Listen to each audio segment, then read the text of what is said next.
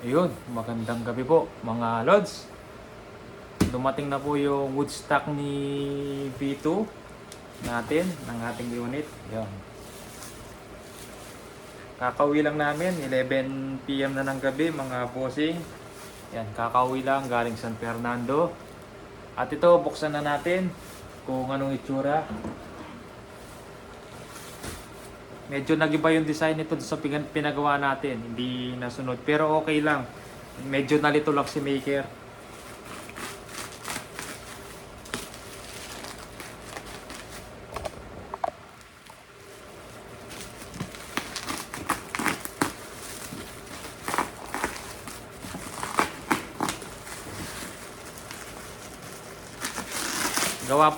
Gawa po to ni Sir Ian Baldwin, yun, pinakamalupit na gumawa ng woodstock. Super kinis gumawa yan, pati sa loob. Makinis gumawa po si Sir Ian.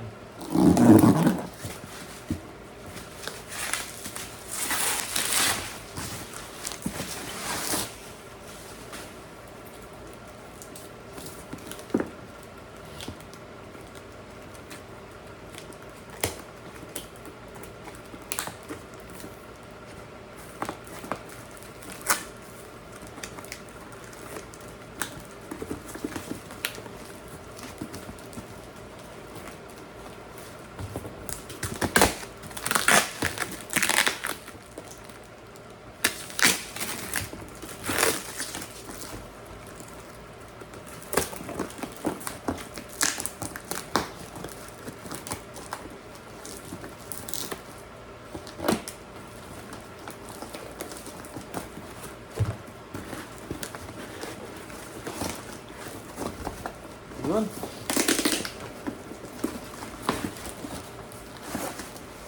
JRS. JRS dapat to eh. Kaya lang, medyo hindi nagmukhang JRS. Hindi nalagay yung adjustable bat, yung plate bat. Dapat meron siyang plate bat. Pero okay lang, naging rubber.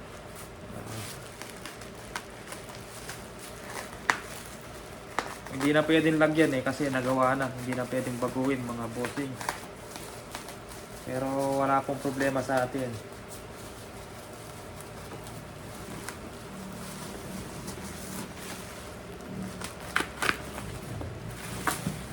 Ang pinag-usapan namin dito ni Sir Ian, 9.5 kasama adjustable cheek rest tsaka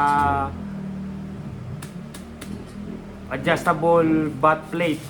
Kaya lang hindi nalagay yung sa butt plate na adjustable. Diless siya ng 2,000, naging 7.5 na lang. 7.5. Yun, no?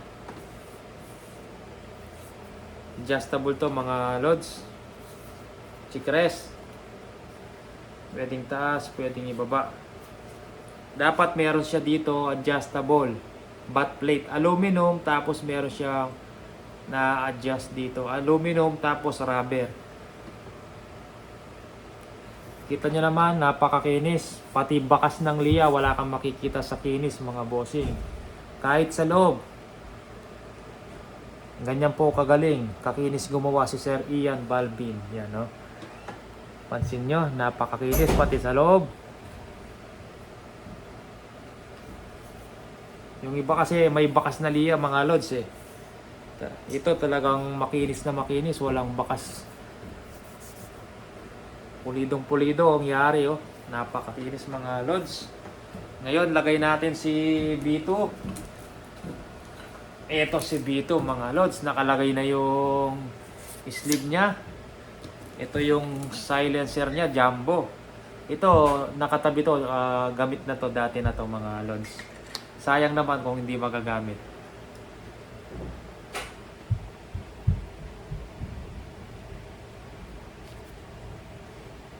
Galing to sa sa old JBC. Yung barrel nito nandun, solid steel, kaya lang kinuha ko na, nilagay ko na dito sa DBB. Ang kagandahan ni GC Max CNC made, kahit pagpalit-palitin mo ng wood stock, basta lapat sa B2, kasyang-kasya. Yan, CNC made, same lahat ng sukat, magkakaiba kahit pagpalit-palitin mo yung pyesa niyan. Walang problema, pwedeng ilagay.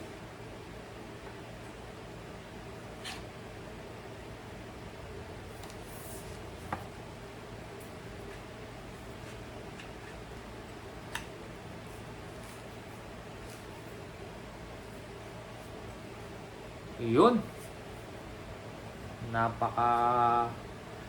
Napakaangas mga lods.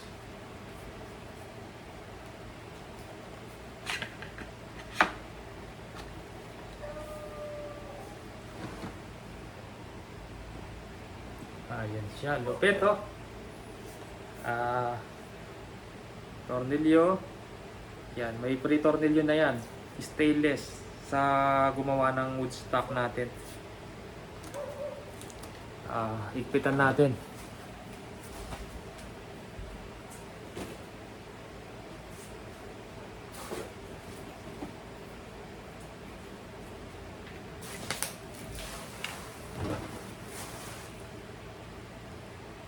Higpitan natin.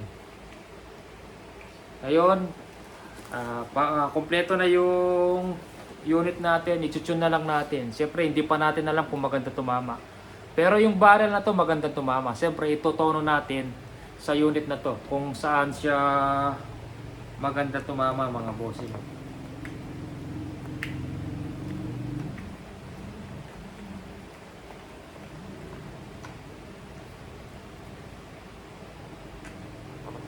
Kahit maganda tumama yung barrel, kailangan pa rin itono.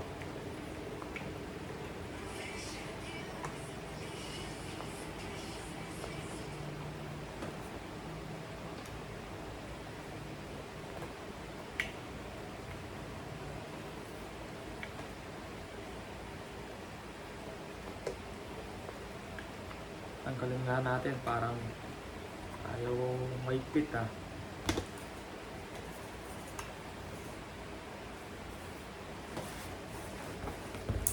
So, natanggal yung tornilyo.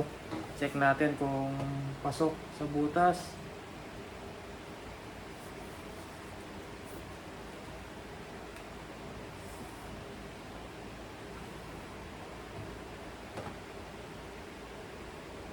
Pasok naman, akma naman.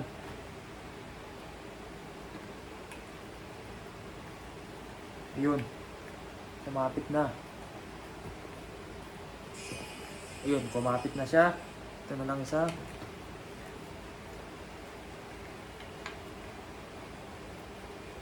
Napakagaling ng hindi naman natin pinadala yung unit natin. Pero tamang-tama yung tornilyo. Mukhang ito, hindi ata pumapasok ha. Check natin kung akma yung butas.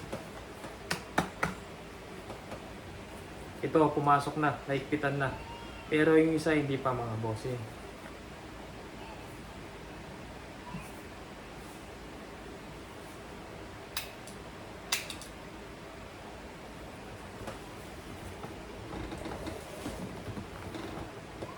Yun, napakalupit. Adjust natin to. Huwag na-adjust mga bossing, yung chikres.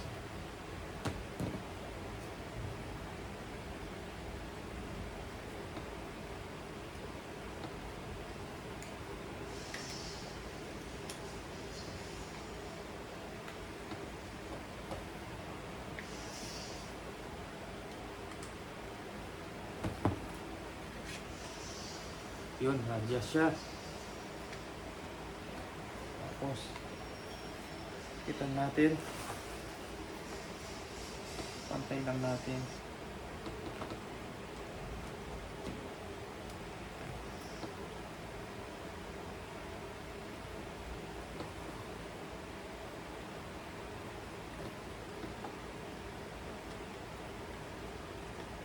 Scope na lang ang kulang mga lods, lalarga na.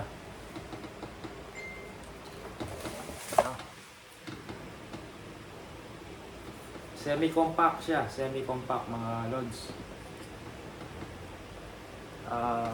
GC Mag V2 Adjustable inner, ano to mga lods, regulator. Kung gusto mong i-adjust sa gusto mong output, pwede po yan mga lods. Nood po kayo sa YouTube, makikita nyo paano i-adjust yan. Pag in-adjust nyo yan, tatanggalin nyo muna yung battle tank. Tapos luwagan nyo ng konti yung gauge para lumabas yung hangin. Pag wala nang hangin, tanggalin mo yung tank, ilipat mo yung quick fill dun sa regulator nya. Makikita mo yung regulator nya, nasa loob po mga bossing, nandito siya. Yan. Pag nilagay mo na yung quick fill, yan, nilagay mo na yung quick fill doon sa regulator, may thread yan. Pwede mong bombahan or scuba tank. Makikita mo yung konting hangin lang, aakyat po yung gauge niyan. Yan. Luwagan mo, bumababa po yung output ng regulator. Bumababa. Pero pag pahigpit, hindi pwede mga lods. Masisira yung regulator mo, kailangan paluwag lang. Pag paigpit, mayangin yung receiver mo, yung plenum niya dito, hindi siya pwede. Kailangan, bago mo lagyan ng hangin, higpitan mo muna ng konti yung regulator niya dito. Kung nasa 3,000 na yung output, baba mo pa konti-konti, makikita mo yung gauge gumagalaw. Hanggang kung saan mo gustong output, 1.5 makikita mo. Pag nag-adjust, nakita mo, makikita mo naman mga lods kung anong gusto mong output, dun mo iinto. Basta paluwag lang, huwag paikpit. Yan, hindi naman sisingaw dito yan kahit tinanggal mo to mga bossing. Kahit tinanggal mo yung quick fill, nilagay mo doon sa regulator, hindi po sisingaw yan. Kahit nakalitaw yung butas dyan, hindi ko alam kung bakit di sisingaw, pero hindi siya sisingaw mga bossing.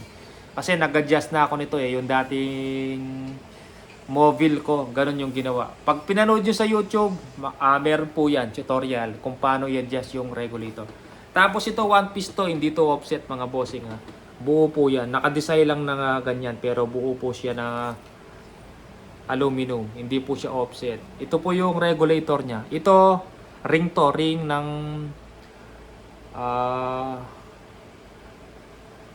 gauge, saka quick fill, ring. Pwede mong ikutin yan. Yung gauge, lagay mo sa kabila. Pwede mong ikutin. Pag tinanggal mo yan, yung battle, matatanggal din to mga lods. Itong ring na to.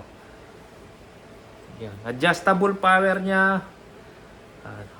Nandito. Pag kinalas mo, yung sa baba, yung bilog na puro butas-butas, yun po yung adjustable power niya. Yung trigger, yun dito mga bossing. Makikita mo naman sa baba, pag wala yung wood stock. Ngayon, i-tune na lang natin, scope na lang kulang. Yan, pwede nang gamitin mga loads. Konting review lang sa GC Mag PCP. Yan, napakalupit. Yan, pinakita ko lang mga loads. Hindi po siya for sale. Pero baka magbago yung isip ko, ibenta natin kahit hindi pa magamit. Pero ang tagal maghintay sa Woodstock, 4 months. Ito, same lang ata, 4 to 5 months. Bago natapos dahil mahaba po ang pila kay Sir Ian, tapos sa GC Mag mahaba din po ang pila. V2 alam ko April pa release ng mga V2 ni Sir Gilbert. Yan po mga bossing, napakahangas. Ay, maraming salamat po mga lods.